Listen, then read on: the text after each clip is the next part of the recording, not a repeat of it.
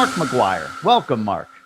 Jamie, excited to be here, man. It's been on the goals list, so thanks for finally letting me on. To be with me, you mean? Yes, to be with you. Right. Not the podcast. Don't care about but just to be in proximity to me, bucket list. I get it. I completely get it. I hear that all the time, actually. So I appreciate you reaffirming that for me. Excited to be here, man. Excited to hang out with you. No, great to see you. So let's start with a little background on you. Why don't you give us just sort of the story of Mark, and then we'll kind of roll from there.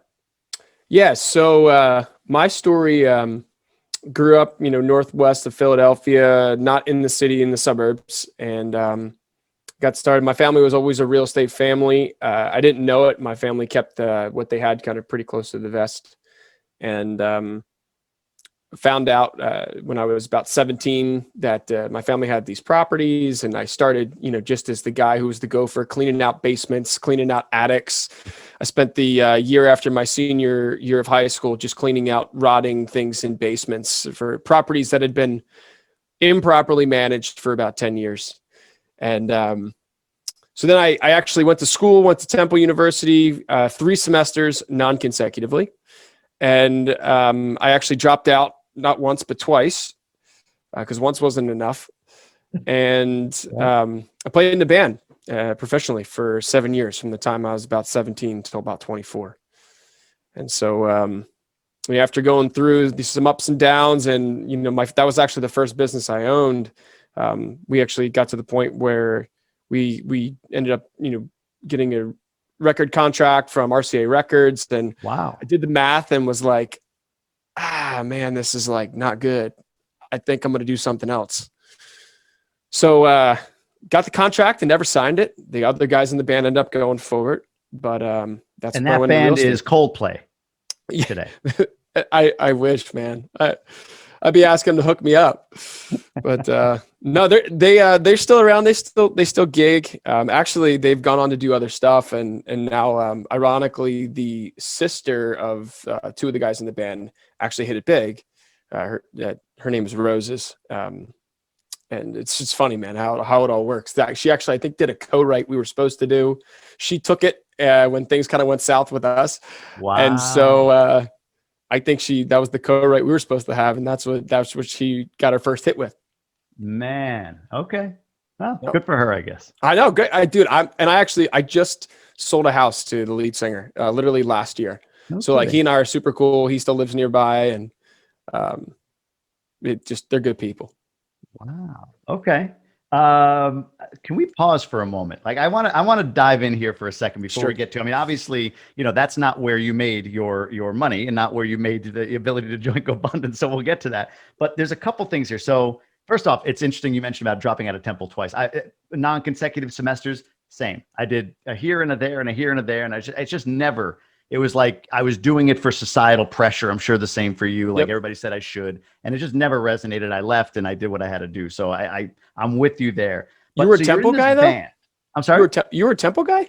Not Temple, but I went to State University of New York, one of the state universities in New York. And I did it. Yeah. Like it was 2 semesters here, 1 over there. And it never felt right. I even jumped between a couple of different colleges just but it never felt right. But RCA Records contract, you said you got the contract, but it wasn't worth it. Just as a non-music guy, I hear contract, music, RCA, like, man, that's got to be something. Like, give us some detail on that. What was it, like $18? Or by the time you split it all up, it was nothing? Like, what's that contract look like? Why didn't you sign it? So, it's funny. That was like my indoctrination to like just understanding contracts and language and attorneys and, just business. And man, it was a business. They weren't out to make friends. They were out to make money.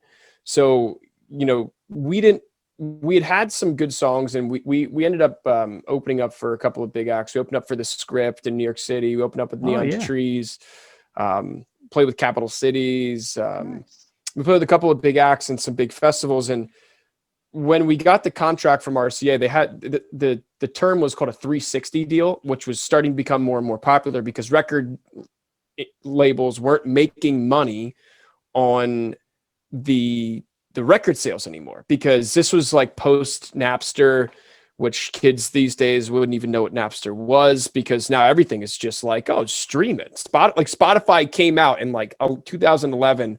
I'll never forget. We had people contacting us from Sweden being like, are you guys on Spotify? What the hell is Spotify?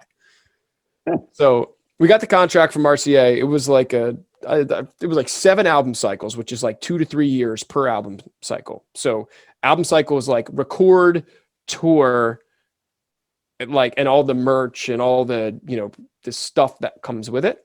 And the record label was taking a cut of everything. So they called them 360 deals, because they took, cut of everything in your atmosphere.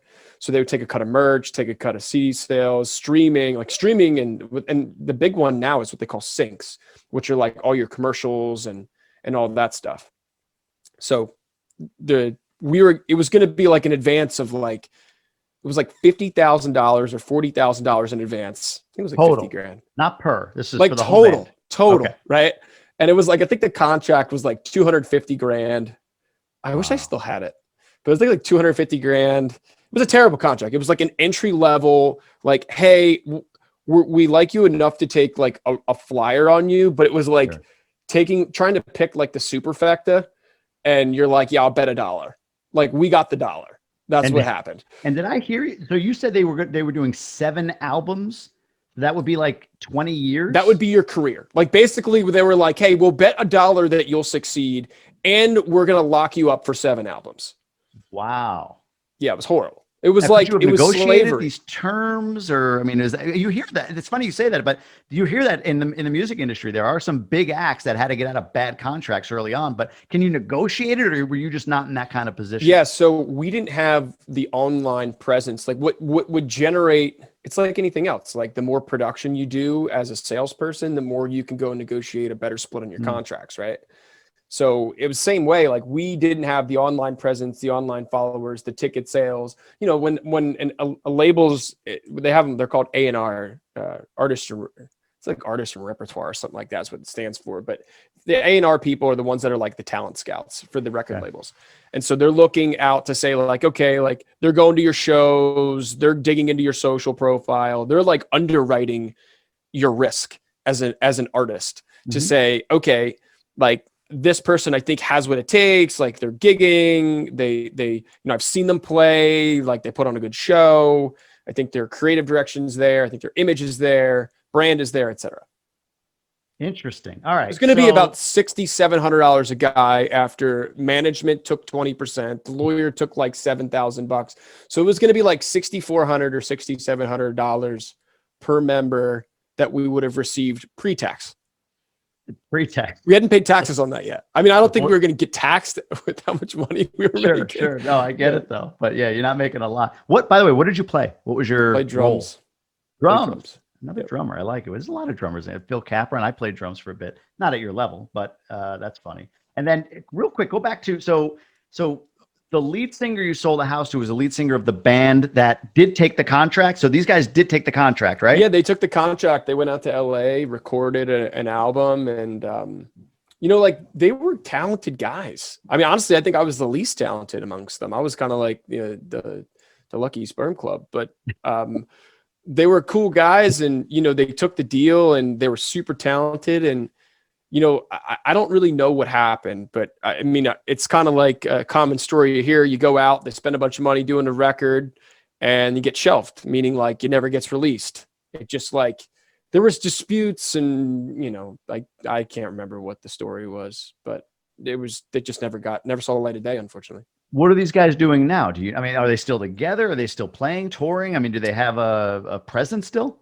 Yeah, so I honestly don't know entirely. I know one of the guys has a table, like a woodworking company, started that in Philly. And then another guy, now the lead singer, it's co-writing in Nashville. So there's a lot of co-writes with like country artists and pop artists. And the other guy does like co-writing and producing. And I think they moved out to like LA or something.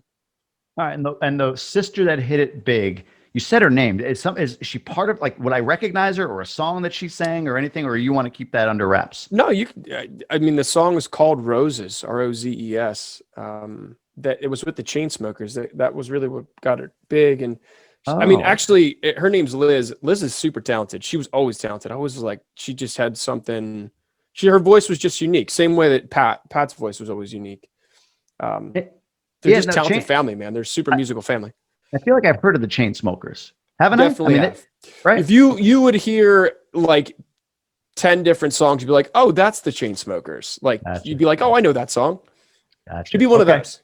Makes sense. One of those bands. Got it. Interesting. Okay. You make no money in the music world till you make just buku money. Sure, I'll bet. Right. It's the haves and have-nots in that industry. I can only imagine. Okay, that was interesting. I wanted to dive into that a little bit.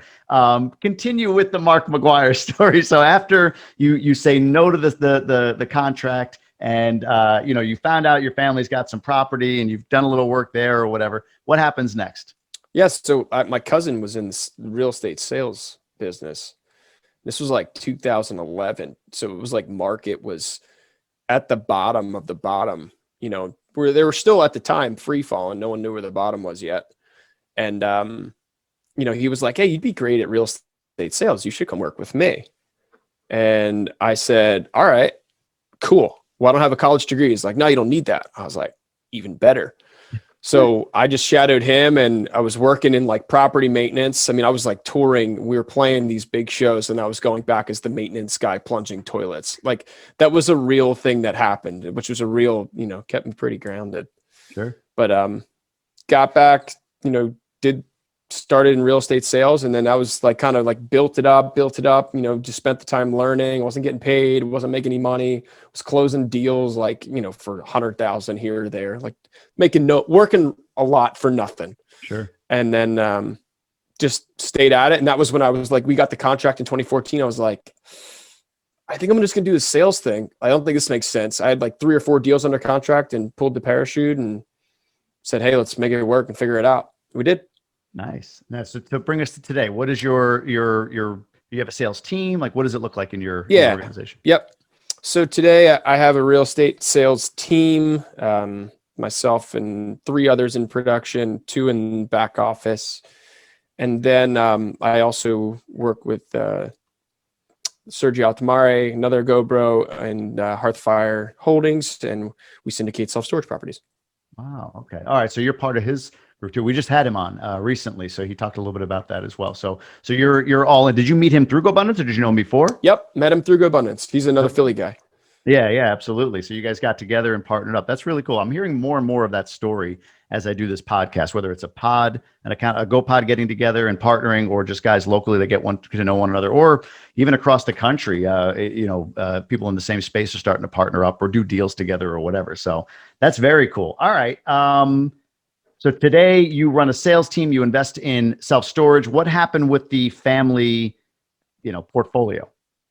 So that's still in play. I now basically, instead of being the maintenance guy, I'm kind of the one reviewing all the financial statements, kind of handling the large CapEx projects, roofs and gutters and, parking lots and all that stuff. And just trying to, manage it and make sure that the rent rolls held accountable to the market. Yeah, you mentioned it was mismanaged, like when you were cleaning properties, cleaning attics and basements, that these were improperly managed for like 10 years. Is that your family just didn't really put much into it, or just the management company wasn't doing a great job, or was it? Yeah, just give me a little more on that. No, so my grandfather is like I said, I'm a real estate family. So my grandfather and his father and his brother built a really sizable portfolio. I think they had in their day probably 300 to 400 units somewhere. Wow, these single family or a mix of things? Single family and multifamily. Like I think the largest one they had was in the 70s for the unit count. Okay. And then what actually happened was my grandma passed away. My grandfather basically and his brother disagreed fundamentally. They had a couple of real estate offices, but they were under contract to sell to Weichert. And then his brother got in the way, and pride kind of got in the way of it. And they never actually consummated the deal. And then Weichert took all the agents that they had anyways. Oh, wow. So proof, man, the ego getting in the way. But so my grandfather and his brother just fundamentally disagreed and said, hey, we're out. Send me the check. If you want to do it your way, that's fine. And I'll step in when you drop the ball. So basically, my grandfather's brother passed away. And my grandfather was like, hey, I need help to turn this thing around. And we just basically did a full CapEx cycle on the whole thing. Wow. Gotcha. So the rift created the lack of management. And then once the rift was over, for unfortunate reasons, you guys had to come back in and sort of take it all over and bring it back up to speed. Yeah, and I mean, and I didn't know at the time like that was even his, and I didn't know what he had. Like I was 17 years old, I had no clue. Like I was driving to things, and I'm like, wait, this is you? And stuff I'd driven past my whole life, just had no clue it was his, and he just was a very private guy, the exact opposite of what this is going to be. So yes. Very true. This is a very public outing of exactly what you are and what you do. So yep. I love it. Well, that's great, man. What an amazing background. I appreciate you going deep on the story. I mean, fascinating on the music background, and then very informative on the real estate, how kind of you got started in this. So let's dive into your one sheet, the baseball card of your life. So we're going to go pillar by pillar, starting with horizontal income as the first pillar. And let's talk about that. What is your current yearly horizontal income, and how many lines is that? Yeah. So my current horizontal income this year is skewed because I sold some stuff. So, I mean, if you were to look at it this year, it's significantly more than it's been in years past. It's like 271 this year. And my lines, I have 23 lines. So now if my math is correct. What's the mix on that? Like, are these properties? Are they businesses? Any mix, or is it mostly real estate? Yep. So I have investments in 3 different private companies. I have, real estate that I own individually, multifamily. I own a couple of condos, and then I have a bunch of real estate that I own in partnerships. Yeah. I'm a partnership guy. I like to collaborate. Yeah, of course, including the Sergio. So the stuff that I have, so then I have on top of that, I have another probably 8 or 9 different investments in syndications. So that's multifamily, industrial, self-storage.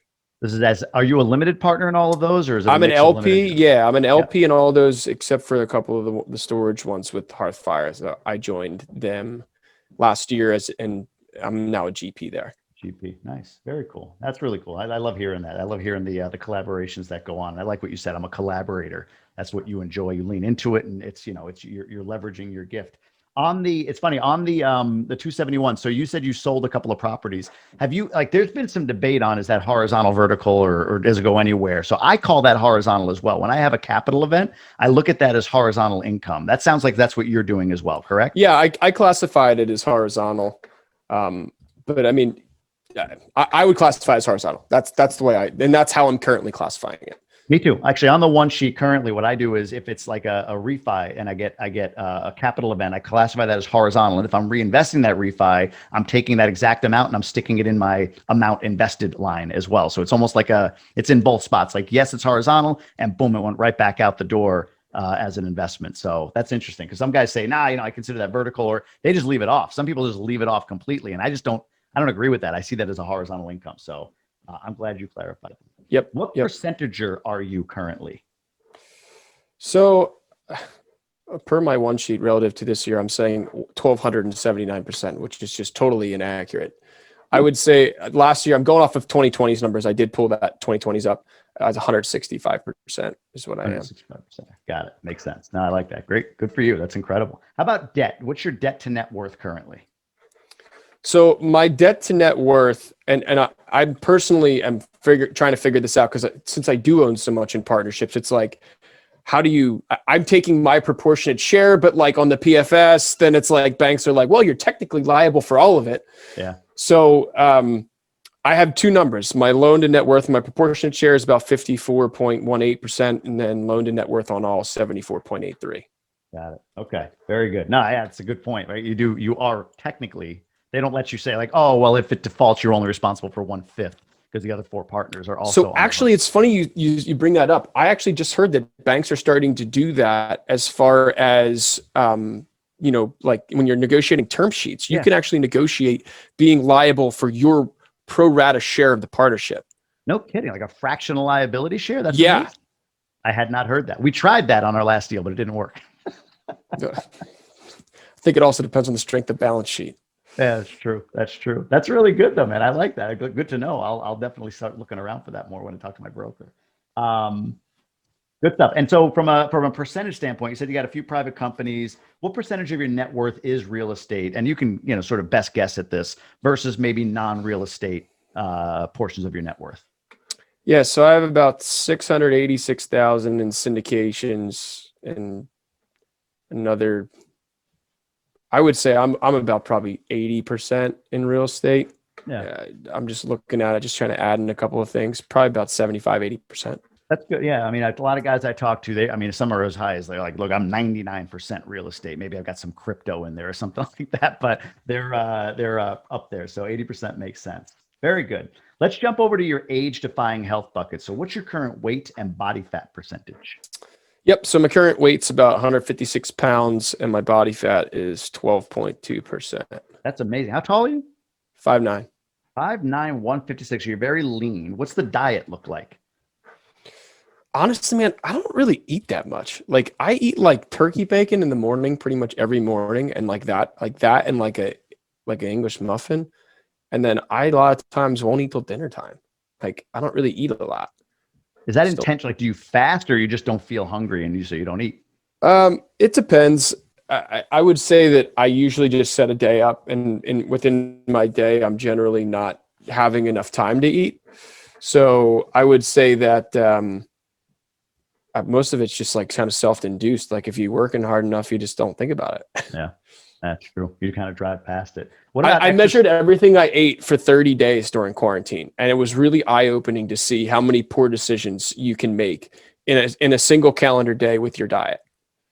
Give me an example. What do you mean by that? So I measured with a food scale every meal for 30 straight days. When you're home alone, not going out anywhere, like, dude, going out is like the problem. Because you go out to, it doesn't matter where you go, pick a healthy spot and then like put dressing on it. You got a bunch of sugar in it. Yeah. You got to, and like understanding, the way the calories are divided. Now, I haven't read Gary Taub's book yet in its entirety. So I'm interested to dig into that. But his whole calorie is not just the calorie theory, is like pretty much the exact opposite of what everything else I've read. Mm-hmm. So calories in, calories out, as long as you have less calories in than you have calories out, you operate at a deficit, which doesn't allow for gain. So, right. Yeah. Interesting. Not hard. I'll put it to you this way. He says that's wrong. It sure as shit worked for me. Yeah. Makes sense. 156 is lean, man. You're a little taller than me and a little less weight than me. So I gotta get on it, I guess. But the eating out thing, you're absolutely right about that. Like just sodium, sugar, whatever. It's all loaded down with stuff. So not eating out is a key. And yeah, you're right. In the beginning parts of COVID, I felt like I was in a groove. And then as soon as I can go out again, I gorged. That's just me. What about exercise? What's your exercise routine look like? Yeah, so I got a Peloton in December of 2019. So I actually was fortunate enough to get ahead of the lack of Pelotons available. But that was honestly like a lifesaver last year. Like that was my thing. I lost like 15 pounds during quarantine. And I was like 171. Mm-hmm. I wasn't like drastically overweight, but like, I just wasn't good for sure. Interesting. Is this the least you've been in a while? This is pre 2019. Were you kind of hovering at 155? Dude, I was beating myself up in like 2017, 18, 19. I was really trying to build my team. I was just working nonstop and I was eating like crap. I was out all the time. Yeah. I was drinking a lot. I just was treating my body really poorly. And I go through phases now. If I'm really like plowing, like the first thing to drop is my exercise. Like I'm just so guilty of that. Crazy guilty of that. But with the Peloton, you have less of an excuse. It's like you can get a 20-minute workout in your house. You don't have to drive anywhere. You can be done your workout in the time it takes you to get to the gym and back. No, that's fair. That's a good point. Yeah, I thought about the Peloton. My issue is always I like being around people. So, to go to a spin studio versus doing it. I do it and I feel like after a month I would just lose the interest because I'm a nut. I need to be like around a lot of noise and people and things going on. Otherwise my interest wanes. So that's just the way I operate. But good for you, man. You've definitely, you could have sold that thing for $10,000, $15,000 at some point, couldn't you? Yeah, not really. I guess I could have, but I like it. I it's not worth it, to be honest with you. Yeah, no, I know. There was a run on them. It was it became like toilet paper. It was toilet paper and Pelotons. Those are the two things you couldn't get. So. Thank you, COVID. Let's talk about relationships. So tell me a bit about your family. Yeah. So I'm married. I don't have any kids. Just me and my wife, Leah. Leah is in nursing school right now. And she's almost done. We are coming down the home stretch here. And she actually has been working at the hospital in the emergency room. She got hired. It was funny. Like, she had been trying to get hired at the hospital for like a year and a half. And she finally got hired in May of 2020, which was like post the insanity. But Yeah. there was still some definite, like over the holidays this past year, she was like definitely seeing a lot of COVID stuff, and they were like getting one N95, and they're keeping this brown paper bag she'd bring home, and I'm like, what the hell? Keep that in the car. Get that out of here. Her bag, COVID? What was it? Yeah, it was, so they would like keep it in this brown paper bag, and she had to go in and get these things like fit tested, and every like you had so many shifts that you could wear it for before it was deemed no longer to be safe. Interesting. So she's about to finish up, and that'll be her thing. Are you thinking kids, or is that just not in the equation for you two? I don't know. I mean, maybe not. I'm not really like, we'll find a way to make an impact no matter what it is, whether it's through kids or if it's through, it's through somebody else's kids. Yeah. We're not really sure yet. She wants to kind of lean into her career now that she's, to a point where she actually has the ability to kind of pursue that. I love it. How long have you been married? We have been married for 3.5 years. 3.5 years. Yeah. My wife and I were 5 years before we even thought about it. In fact, we were saying no before that. And at the 5-year mark, we had traveled, we had fun, we had done this or that. And we thought, you know what? Yeah, let's just see what happens. And I didn't, adjust for the fact that I'm such a masculine being. So she got pregnant right away. Obviously on me, that was my doing. Yeah, no, all you. Immediately, right? Nothing to do with her. By yourself. Yeah. That's incredible. You contributed the sperm and the egg. It came pre-fertilized. No, I do it. I seek to over deliver. Whatever I can do, I seek to over deliver. But she did. She got pregnant, and it's one of those things. It's the greatest thing in the world, and it can be one of the most frustrating things in the world, being a parent. But not having kids is definitely. Funny you say, we had the same thought. Like, we'll have a great life either way. If we do or we don't, we'll figure out a way to have a great life. It's expensive, man. No kidding. Dang. I just dropped my kid off at Acton Academy, first day in private school, because a good public school wasn't good enough for us. We went with the private academy, but yeah, no, they are. There's a lot invested, no doubt about it. But I don't know. It's worth it once you have them, trust me. But when you see other people with their kids, it just doesn't make any sense. That was always our issue. It was like, well, I mean, they're great. But why? Yeah. But then you have them, and it becomes, you kind of get it, I guess, at that point, like anything, right? I like being able to play with them and then give them back. That's a fun game for me. To be a great grandfather one day. You never know.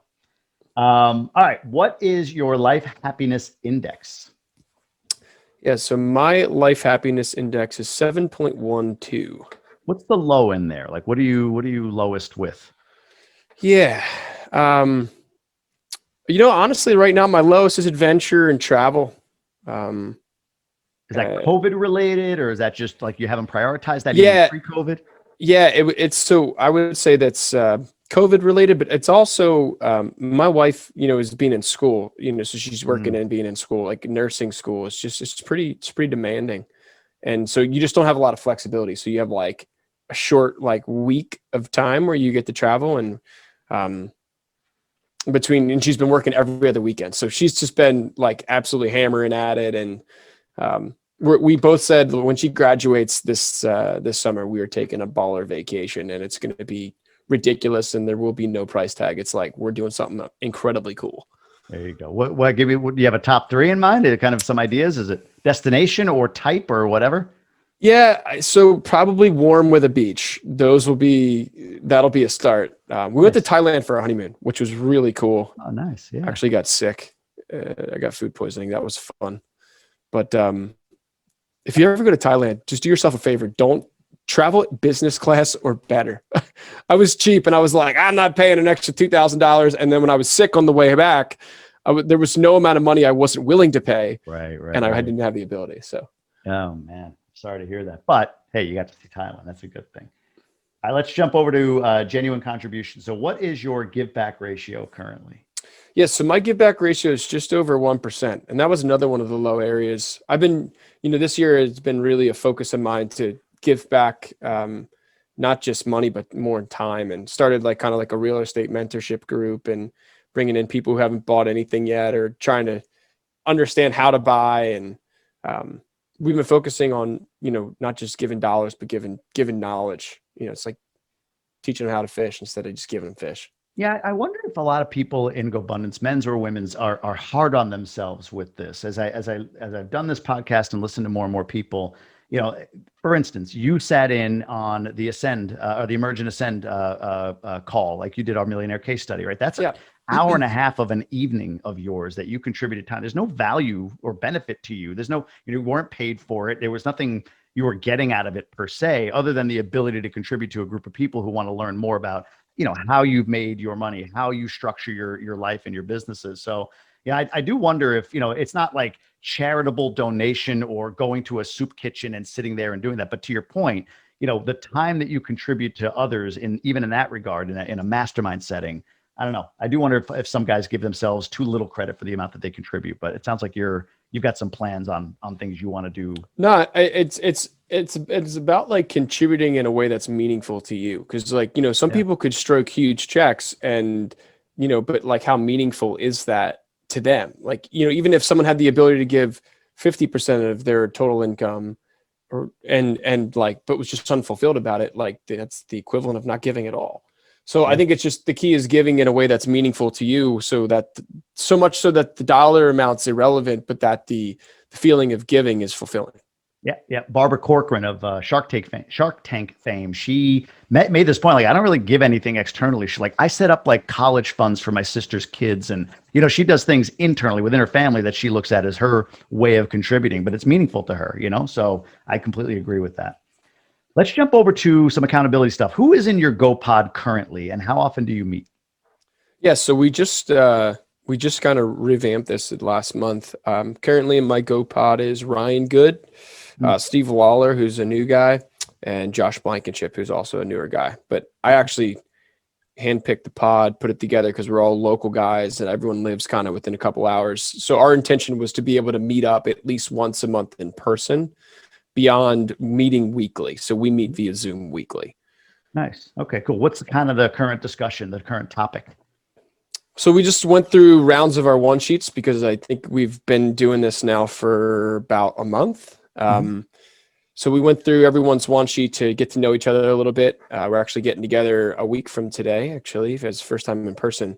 And we're going down, we're trying to do it the traction style, like level 10 meeting, with having, highlight reel, with having, to-do list, going over your rocks, and you're going over your scorecard, going over your rocks, and then kind of going down the IDS list and figuring out how we can help people stay on track if they're off. Interesting. So you went a full EOS within your pod. Yeah. So just, it's not so much like, hey, we are talking about this thing. It's more about like, what are we all looking to accomplish? I've been in a couple of pods, and the thing that I feel like pods struggle the most with, everyone's like, oh, I want accountability. But then no one's accountable to the accountability. It's this ironic thing where everyone says what they want, but no one actually does what they say they want. So and I've been in 3 pods now.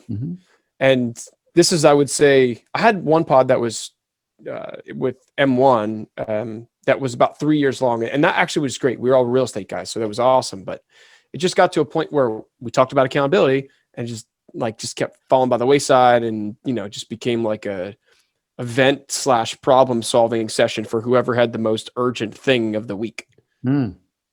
Gotcha. Interesting. I love that you created a new pod though recently. So I'm assuming your second pod, or the pod that you had prior to this, or GoPod that you had prior to this, maybe wasn't kind of working for you. Can you walk me through that? Because that happens not quite a bit, but it happens often enough where I think it's important for anybody listening that's maybe part of GoBundance to kind of hear what was the decision-making process, or maybe I'm assuming something here, but to not be in that pod anymore and then to start your own.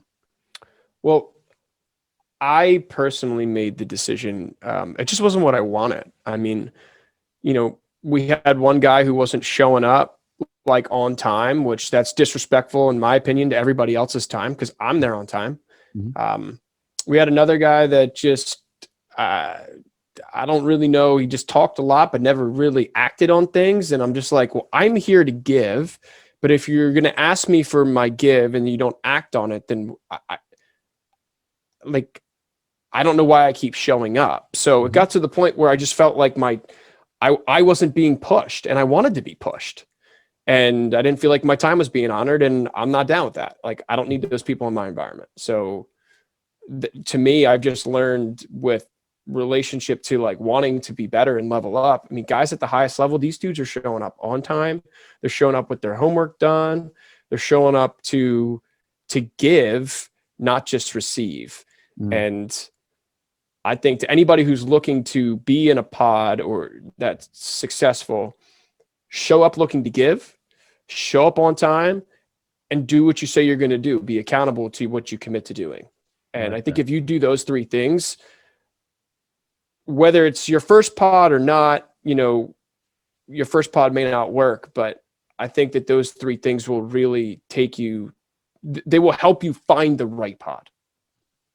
Makes sense. That makes sense. I love that. You're investing in the experience of this, and if your GoPod isn't working for you, what you did, you took action and you found one that does work for you. So I love that. That's great advice. That's great advice that you outlined a few guardrails there. Let's go to adventures. So have you been to, I know you were at the virtual event for where was that? Tahoe. Have you been to any other GoBundance trips besides that? Yeah. So I actually, I went to the Breckenridge one in 2019. 2019 Breckenridge. That was Sean Stevenson. That was, yes, he was awesome, man. That guy was unbelievable. Rob Dial, I think, right? He was also there. Yep. Sean Stevenson was just like 10 out of 10 though. That dude was just funny as hell. I loved it. Yeah. He was great.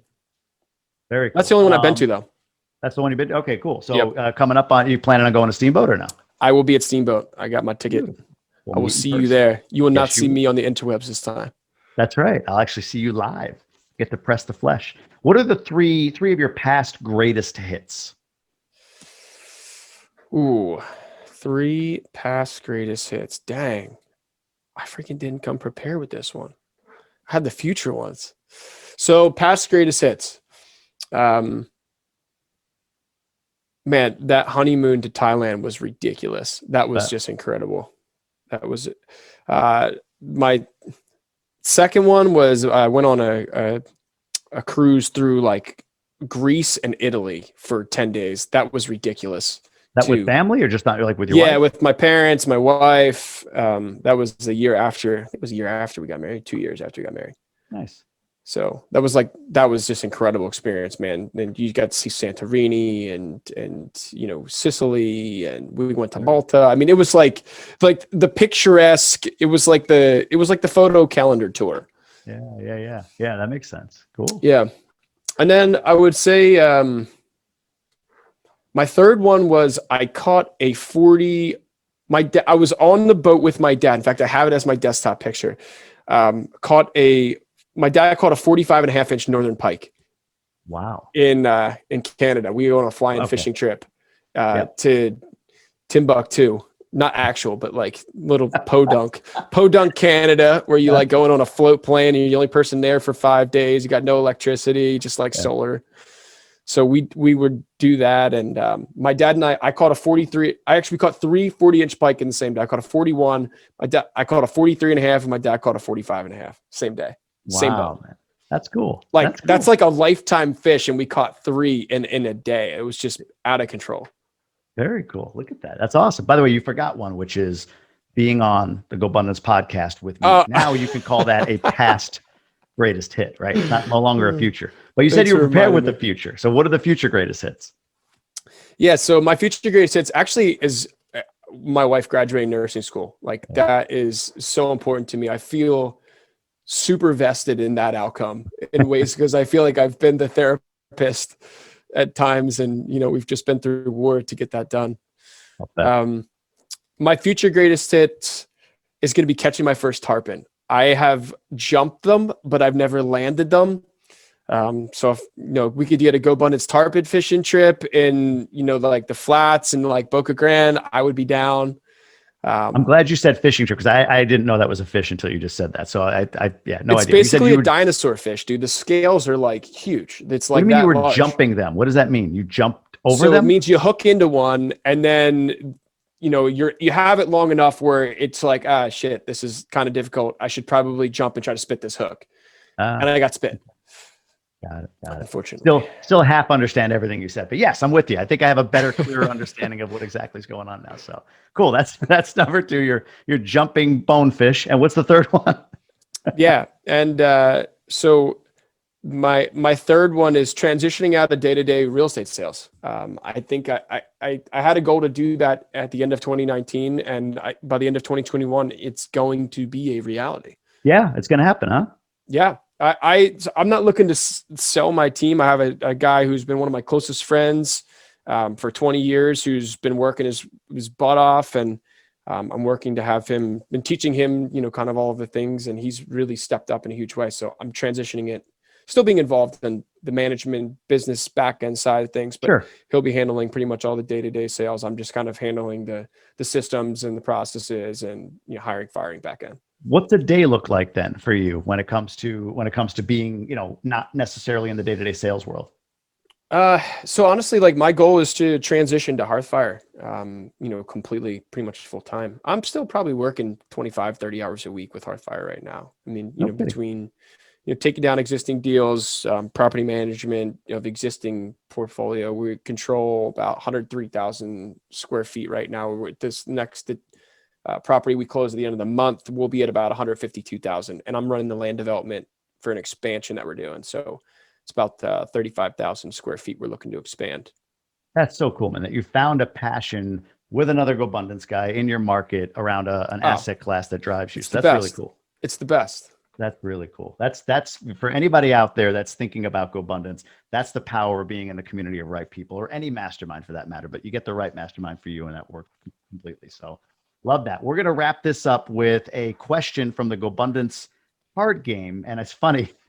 I got the 10 of clubs. I flipped it around. The first question, I'm not going to ask you to do this, was show us your dance moves. I'm not going to really do great on the audio version of this. The video, we could see it. If you feel like dancing, go for it. In fact, you can dance while you're answering this question, which is what motivates you towards success more than anything else?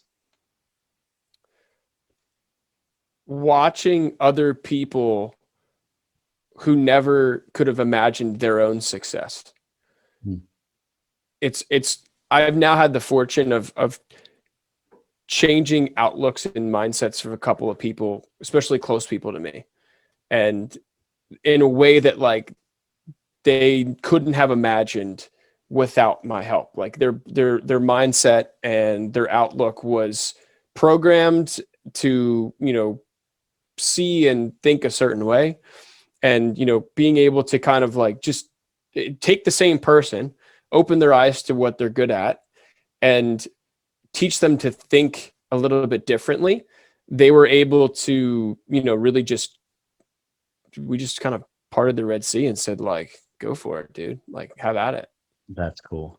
That's cool. So many things we're aligned on with this. I mean, obviously, what I do with the Emerge and Ascend program is the exact same thing. I get in complete satisfaction from seeing people break through, have that epiphany, get to that next level. And yeah, you talk about college, some of the other things you had mentioned. There was something else you said that really resonated with me. I've never played drums in a band. I did play drums, but not in one that got a contract that would have paid you a full-on $6,700. Like I would have wished for a $6,700 portion of a contract as the drummer that I was. But for you, I completely get why you wouldn't sign that contract. But really cool, man. I love getting to know you more and learning more about your story. And I can't wait to see you in Steamboat. How could folks find out more about you, reach out? Is there an Instagram handle or an email you want to share, anything like that? Yeah, so on Instagram, it's at Moving Bucksmont, BUCKSMONT. And then honestly, by email is really the best way. It's mark@movingbucksmont.com. Same spelling. Beautiful. Well, hey, man, I appreciate you coming on. We have fulfilled a bucket list adventure for you. I'm most excited about that. Again, always want to give, always want to contribute. So I appreciate it, Jamie. Thanks, brother. Thank you. We'll talk soon. Sounds great. Thanks for having me. Thanks for watching. I hope you enjoyed this episode. Let us know down in the comments, and make sure you hit that subscribe button, hit that notification bell so you can be informed on the next episode and other content right here on this channel. Thank you.